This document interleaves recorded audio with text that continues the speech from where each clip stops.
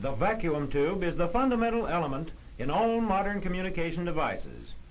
Long-distance telephone, public address system, electric phonograph, sound motion picture, radar, radio transmitter, and radio receiver. First, let us consider how a three-element vacuum tube, the triode, operates. A tungsten filament extends into a tube such as this. A cell supplies a current which heats the filament. When the filament gets hot enough, electrons are emitted. The electrons build up a space charge in the tube. As the charge builds up, electrons are repelled back to the filament, and finally as many return as leave. Now let us add a second element called the plate. Actually, the plate is a metallic cylinder surrounding the filament. The plate is connected to the positive side of a high-voltage battery. Since the plate has a positive charge with respect to the filament, electrons are attracted to the plate. A stream of electrons thus flows from the filament to the plate inside the tube, to the battery, and back to the filament. This is the plate circuit.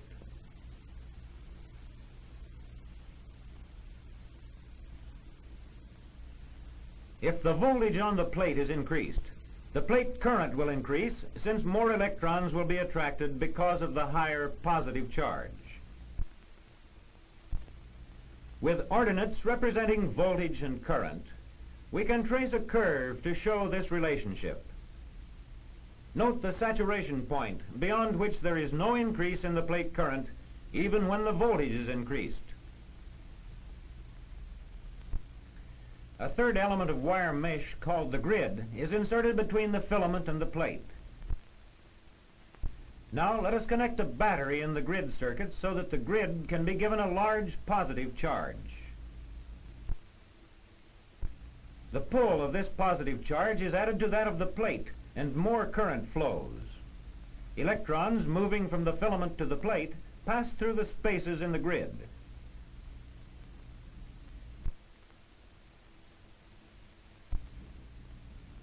If the grid is made less positive, the plate current decreases. Even if the grid is made slightly negative, electrons can still flow from the filament to the plate.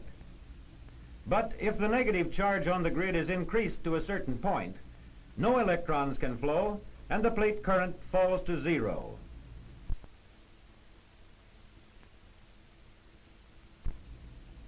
Thus, the amount of plate current flowing depends upon the kind and the amount of electrical charge on the grid.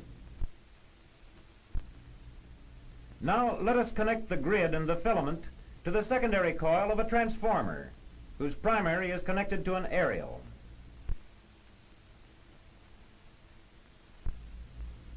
We know that the current in the coil is a high-frequency alternating current. When electrons flow off the grid becomes more positive with respect to the filament.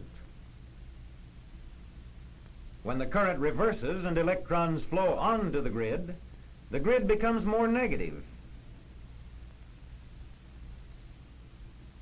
Thus, the charge on the grid will change at the same frequency as the radio frequency current. We have already seen that when the grid swings more positive, more plate current flows. And when the grid swings less positive, less plate current flows. The plate current, therefore, will rise and fall at the same rate as the radio frequency current in the grid circuit. Such a current is called a pulsating direct current.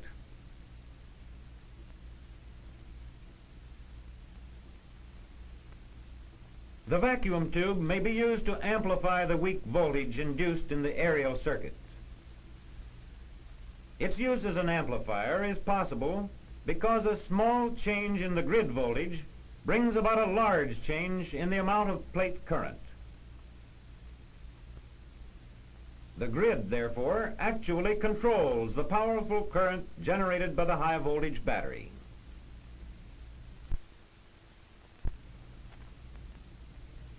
The plate of the amplifier tube is connected to a load supplied by the primary winding of a transformer. As the plate current increases, the voltage across the primary increases. As the plate current decreases, the voltage across the primary decreases.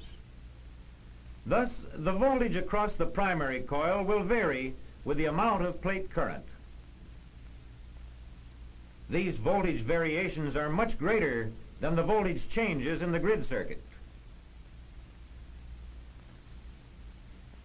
These voltage variations in the primary coil are transferred by induction to the secondary of the transformer, which is connected in the grid circuit of the next tube.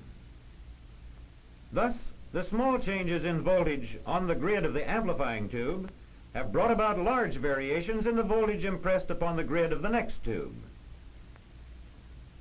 Thus, we can say that the tube has acted as an amplifier.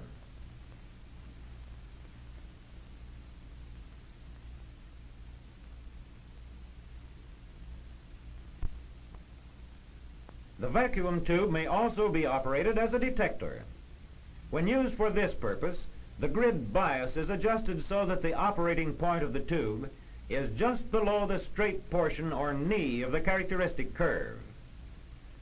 As a result, the positive half cycle of the radio frequency current in the grid circuit is amplified much more than the negative half of the cycle.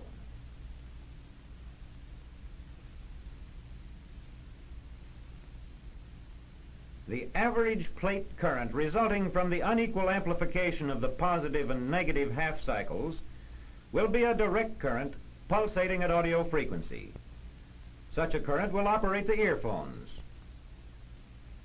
Here is a diagram of a simple receiving set which uses a crystal as a detector. The vacuum tube is more efficient than a crystal because it also acts as an amplifier. If we wish a louder signal, we may add a radio frequency amplifier ahead of the detector. A still louder signal may be obtained by adding an audio amplifier after the detector. We can now use a loudspeaker instead of headphones.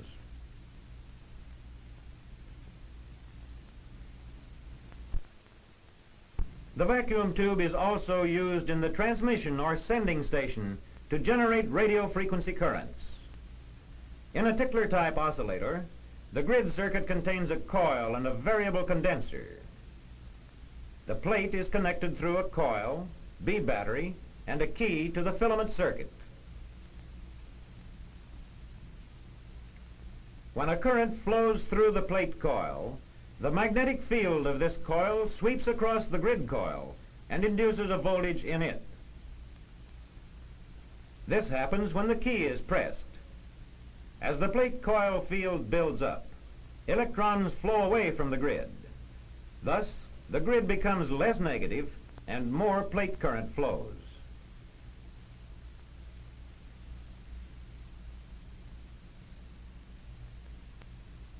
When the plate current reaches maximum, there is no change in the field, hence no current is induced in the grid coil. The field of the grid coil collapses and helps to charge the condenser.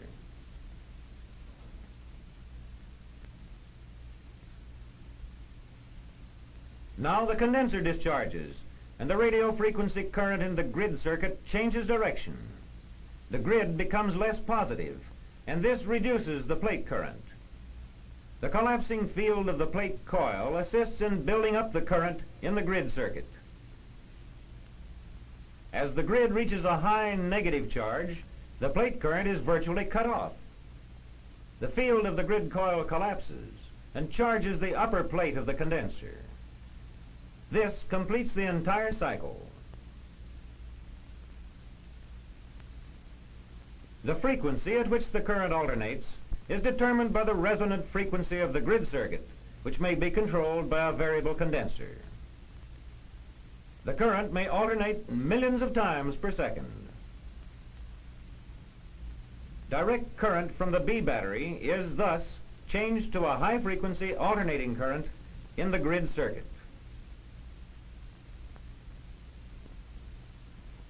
The grid circuit of such an oscillator may be coupled to an antenna in the sending station. Energy is transferred by induction from the grid circuit to the aerial ground circuit, and electromagnetic waves are radiated out into space.